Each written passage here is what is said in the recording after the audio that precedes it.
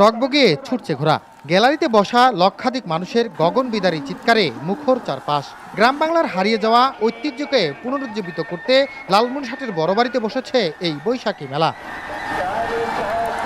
এবারের প্রতিযোগিতায় উত্তরাঞ্চলের বিভিন্ন জেলা থেকে আসা শতাধিক সওয়ারি অংশ নেন। তবে সবার নজর ছিল নওগাঁর আলোচিত সওয়ারি হালিমা খাতুনের দিকে। গতবারের এই চ্যাম্পিয়ন এবারও তার জাদুকরী ঘোড়দৌড় নৈপুণ্যে মুগ্ধ করেন দর্শকদের। আগে খেলছিলাম, খেলে জয়লাভ করছি। প্রতি বছর আসে, প্রতি বছরে আমাকে অনেকে উৎসাহ দেয়, এতে আমি অনেক খুশি। ঘোড়দৌড় ছাড়াও মাঠ জুড়ে চলে বিলুপ্তপ্রায় গ্রামীণ খেলাধুলার উৎসব। আয়োজনগুলো প্রবীণদের করে তোলে স্মৃতিকাতর। ঐতিহ্য টিকিয়ে রাখতে এমন আয়োজনের ধারাবাহিকতা চান দর্শনার্থী ও আয়োজকরা। ঘোড়া খেলা, গুড্ডি খেলা, নাটি খেলা দেখছি, উদযাপন করছি, অনেকে এসেছে, সবার সাথে দেখতে অনেক ভালোই লাগছে।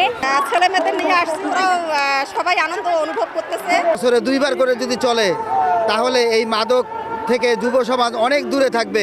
যে বর্তমান প্রজন্মের সঙ্গে আমাদের যে শিকড়, আমাদের যে ঐতিহ্য, সেই ঐতিহ্যকে আমরা একটি যোগসূত্র স্থাপন করার চেষ্টা করি মাত্র। সারা বাংলাদেশে যদি এটা আমরা প্রচলিত করতে পারি, তাহলে আমাদের সন্তানরা আবার তারা সমাজের যেগুলো অসামাজিক কার্যকলাপ সেগুলো তারা ফেলে দিয়ে এই সামাজিক কার্যকলাপ, সামাজিক বন্ধনটা আরও দৃঢ়।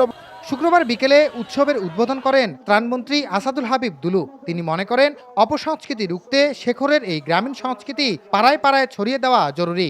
সংস্কৃতি এবং খেলাটা কিন্তু শিক্ষার একটি অংশ। এগুলো এখন বিদ্যালয়, মহাবিদ্যালয় আর এখন পরিচর্যা হয় না।